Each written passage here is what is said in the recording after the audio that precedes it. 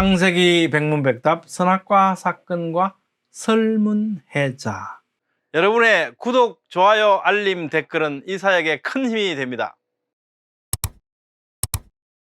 안녕하세요, 김홍수입니다. 오늘은 한자의 제자 원리를 설명한 설문해자가 선악과 사건을 그대로 반영하고 있는 것으로 보이고요. 따라서 그 경위는 자세히 알 수 없지만 선악과 사건이 역사적 사실로서 전해져 내려와서 마치 그 사건을 잊지 않도록 글자에 넣어둔 기억 기제처럼 보이는 현상에 대해서 살펴보도록 하겠습니다.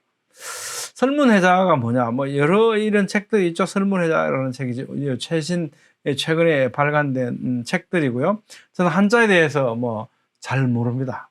근데 이 설문해자가 해석되어 있는 것을 통해서 우리는 그 원리를 한번 찾아가 보자는 것인데요. 이것이 AD 한 100년경에 허신이라고 하는 사람이 편찬한 책입니다. 이 사람이 지은 게 아니고 그 전에 있던 파라도를 가지고 책을 편집했다는 거예요. 편찬했다는 거죠. 9353개의 한자의 제자 원리, 이 글자가 어떤 뜻으로 왜 이렇게 만들어졌는지를 규명한 최고의 자서라고 합니다. 자, 이제 여기에 이제 설명이 되어져 있거든요. 이 글자가 왜 이렇게 이런 모양으로 만들어졌고 이런 의미를 가져 있냐라는 겁니다. 자, 이거 이제 이 금알금자잖아요. 이걸 이렇게 얘기합니다. 길흉지기야. 그러니까 이건 이제 이런 의미래요. 길함과 흉함을 끄려합니다.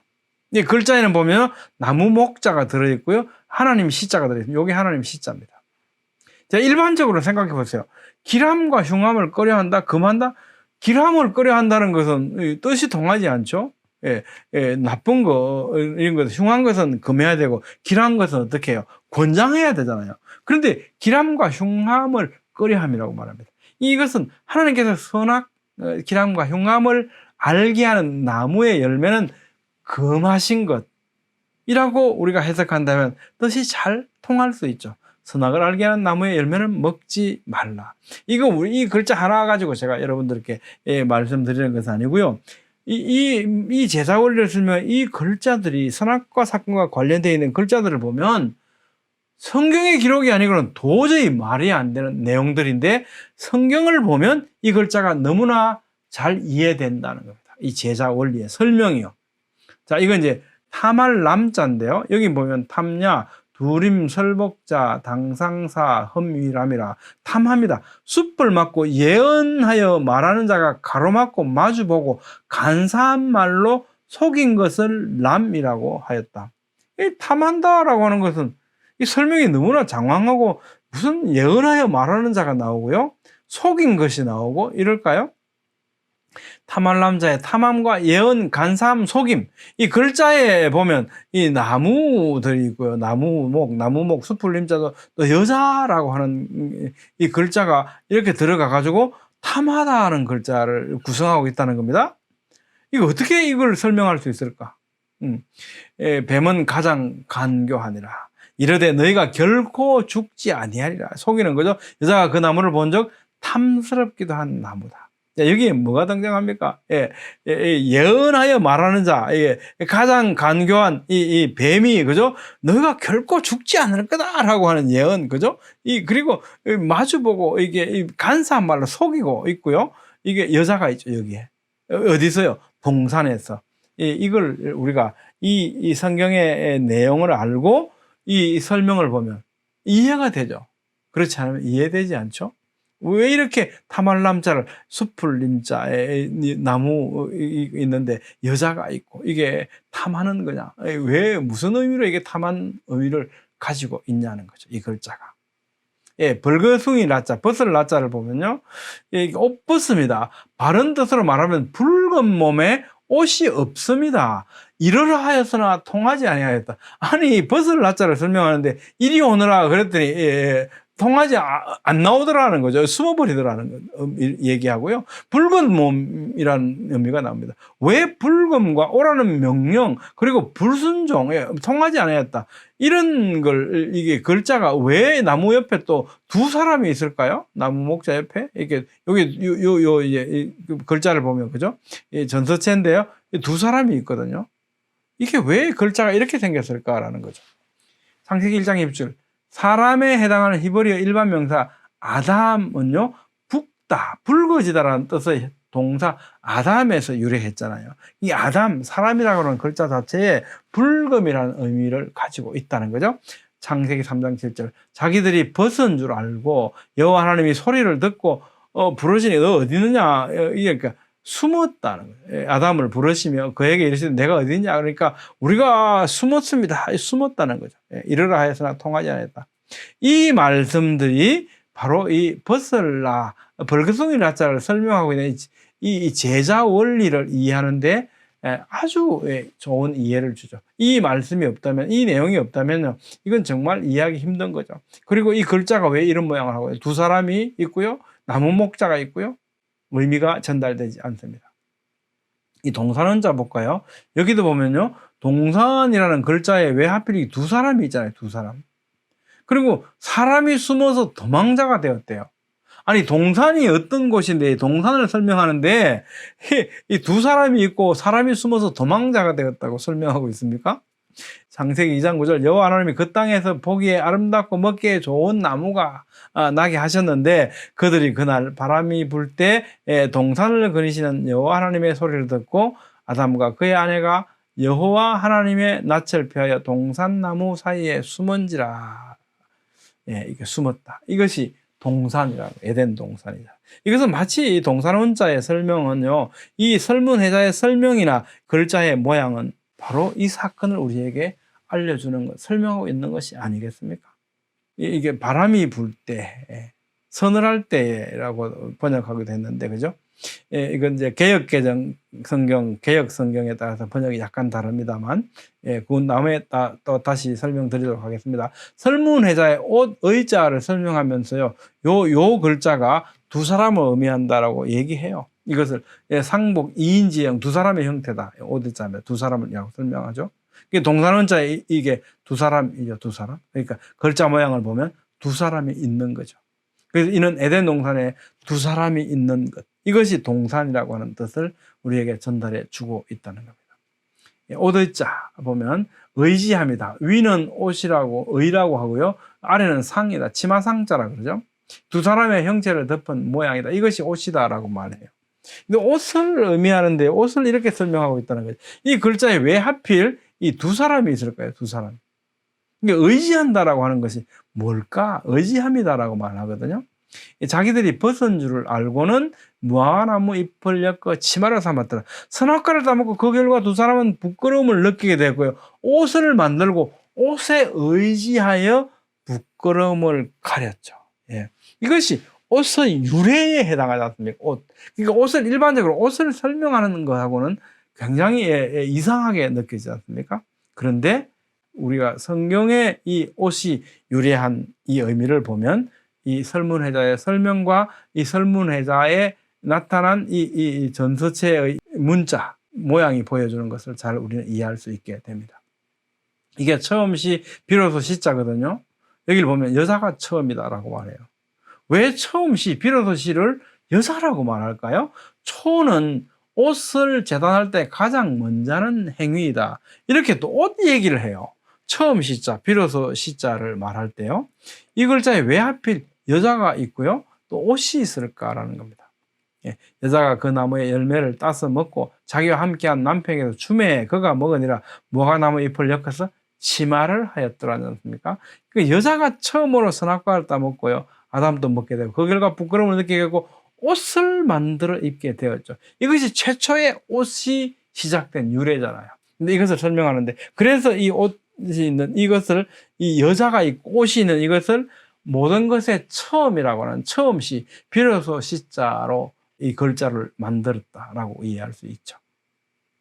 처음 초자, 첫초, 비로소 초, 이전 초, 이 초자를 보면요, 이렇게 설명합니다. 이 초자에 대해서 칼을 사용하는 것이 옷을 만들 때 처음 행위다.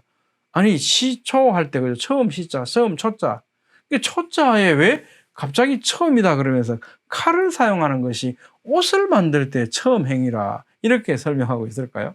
이 글자에 왜 하필 옷 두 사람 칼이 있느냐 말입니다. 여자가 그 나무 열매를 따서 먹고 남편에게도 주니까 무화과 잎을 했는데 하나님께서 어떻게 했습니까? 이거 아니다. 그러면 어떻게 해요? 가죽옷을 해 입히잖아요. 가죽옷을 입히셨다는 것은 어떤 짐승이 죽임을 당했다는 거죠. 칼로 뭔가 이게 도살이라고 표현해야 되나요? 죽임이라고 하는 것이 짐승의 죽음이 있었고요. 그래서 가죽옷을 하나님께서 해 입히셨다는 거죠. 그래서 이것이 처음 옷에 대한 유래이지 않습니까? 이 처음에는 어떻게 칼을 사용하는 것이 글자 속에 들어가 있다라고 하는 의미로 해석한다면 우리는 이 설문회자와 글자가 가지고 있는 이 모양에 대해서 이해를 할 수 있게 됩니다. 예, 가돛구자.